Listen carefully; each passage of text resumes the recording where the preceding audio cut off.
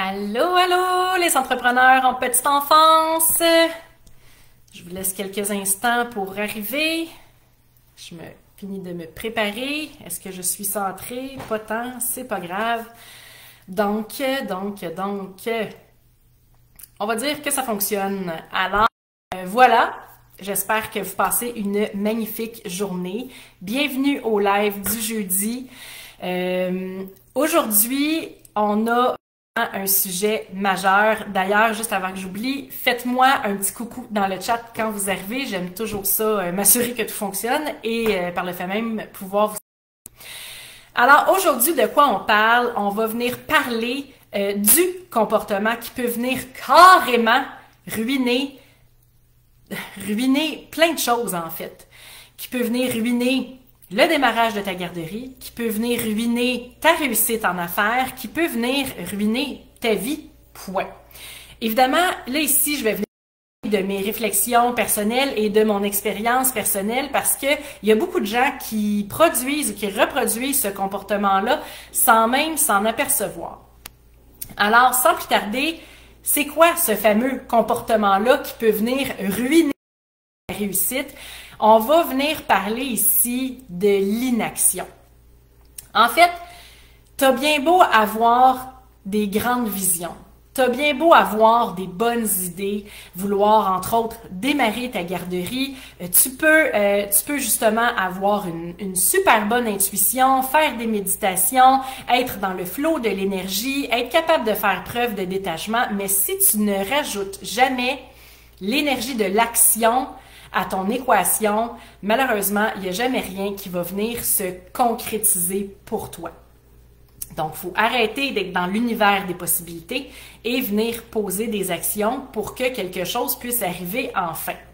Alors, oui, c'est possible de démarrer ta garderie, oui, c'est possible de réaliser de grandes choses, mais no choice, il faut être dans l'action, sinon, il n'y a absolument jamais rien qui va se passer. Il y a beaucoup de gens qui manquent de discipline, qui vont manquer de rigueur, qui vont manquer de structure et ça va venir, mais mon Dieu, tellement nuire à la réussite et à l'atteinte d'objectifs. En fait, il faut vraiment comprendre qu'il faut qu'on se mette dans des conditions spécifiques pour justement faire quelque chose, pour arriver à atteindre des objectifs, à atteindre des résultats, pour réussir à réaliser ce qu'on souhaite. Puis là, notre cerveau est vraiment mal fait, OK? Plus qu'on lui donne un délai, donc plus qu'on lui donne du temps pour réaliser quelque chose, ou plus qu'on lui donne de l'air ou de l'espace, malheureusement, plus il va venir procrastiner. Donc, le truc ici, ça va vraiment... allô Khadija, je suis contente qu'elle soit avec moi. Donc, le truc ici, ça va vraiment être de venir prévoir. Prends ton agenda, prévois-toi des plages horaires et ces plages horaires-là serviront à poser tes actions pour avancer, pour garantir ta réussite, ton succès ou l'atteinte de tes objectifs. Puis ça peut être pour le démarrage de ta garderie, pour les rêves que tu souhaites vivre dans ta vie, ta bucket list, peu importe. Évidemment, on n'est pas obligé d'être dans la rigidité, qu'il faut absolument que ça soit les lundis soirs entre 7 et 9, puis les dimanches matins. Il n'y a pas de problème, là, on n'est pas obligé d'être rigide comme ça au quart de tour, mais reste-t-il qu'il faut absolument prévoir des plages horaires à son agenda et les respecter, parce que sinon, il n'y arrivera juste rien. Puis tu sais, ça se peut qu'un soir ou une journée, on se dise « Oh my God, ça me tente mais tellement pas d'avancer mes actions. J'aurais tellement d'autres choses à faire. Il me semble qu'il faudrait que je fasse même le ménage, ce serait comme plus important que les actions. Il faudrait que je passe du temps avec peu importe mes voisines ou que je fasse du lavage. » Puis, on serait porté de dire, regarde, je vais reporter mes actions à plus tard, tu sais, quand je vais avoir fini de faire ce que je veux faire, ou tu sais, je vais reporter ma plage horaire avec les actions que j'étais supposée faire à une autre fois.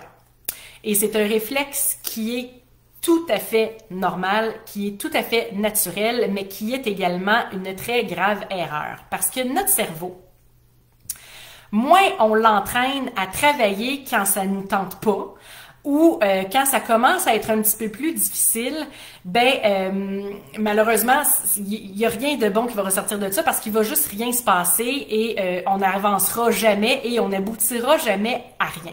D'ailleurs, il n'y a aucune espèce d'entreprise qui s'est bâtie sur aujourd'hui ça me tente, fait que je vais avancer mes actions, je vais avancer mes projets. Aujourd'hui ça me tente pas, fait que j'avancerai pas mes actions, j'avancerai pas mes projets. Il n'y a aucune entreprise qui s'est bâtie comme ça pour avancer un gros projet, entre autres le démarrage d'une garderie.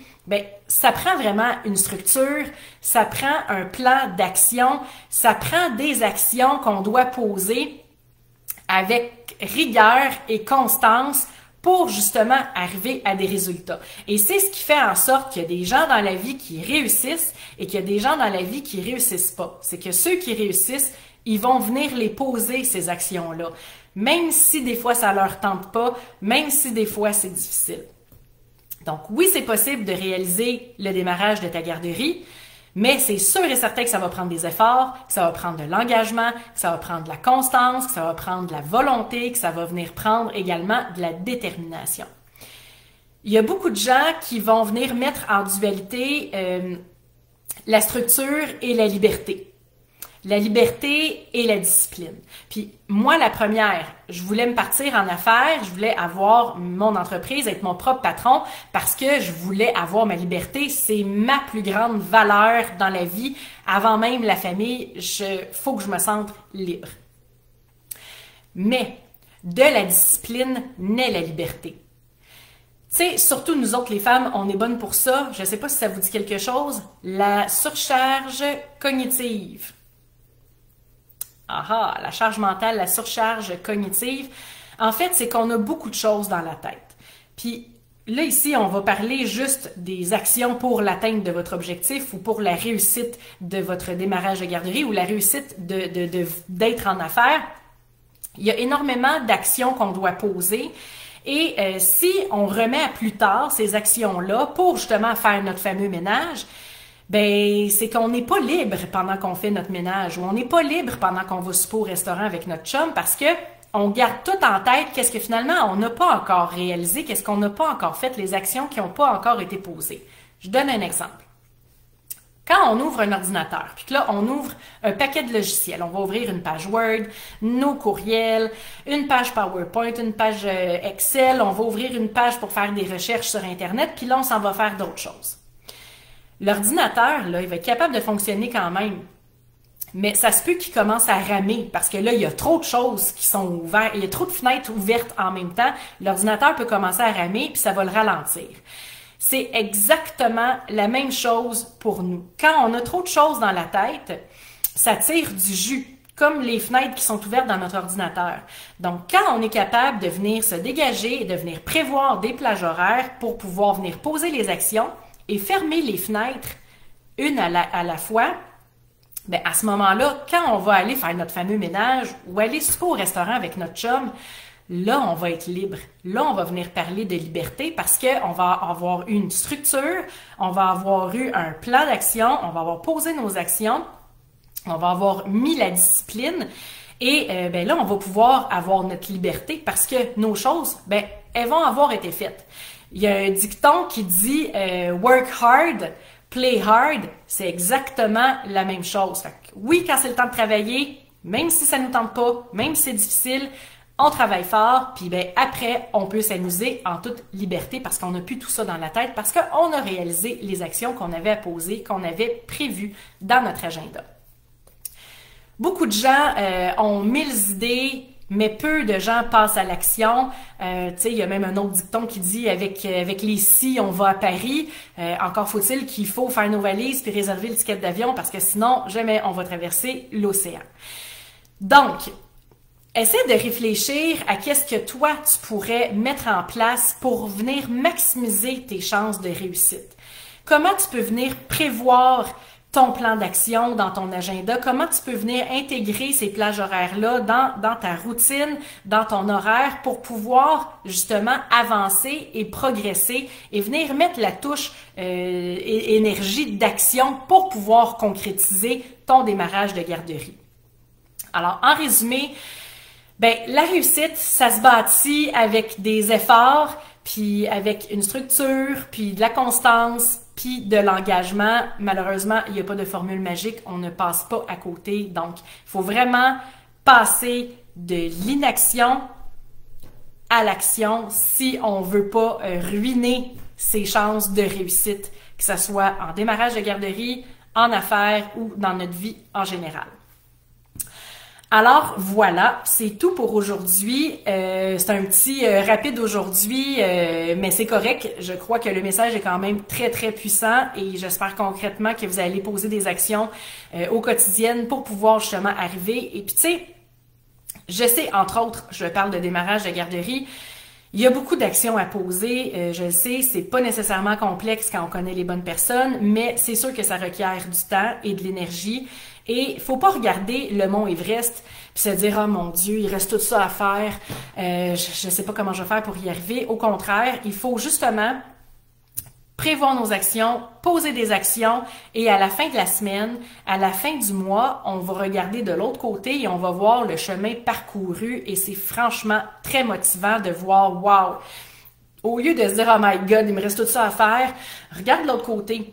« Ah wow! J'ai avancé beaucoup, j'ai déjà réalisé tout ça. » Fait que ça peut vraiment venir faire une différence en même temps sur le mindset. On veut vraiment un mindset état d'esprit gagnant d'entrepreneur pour pouvoir arriver à nos fins.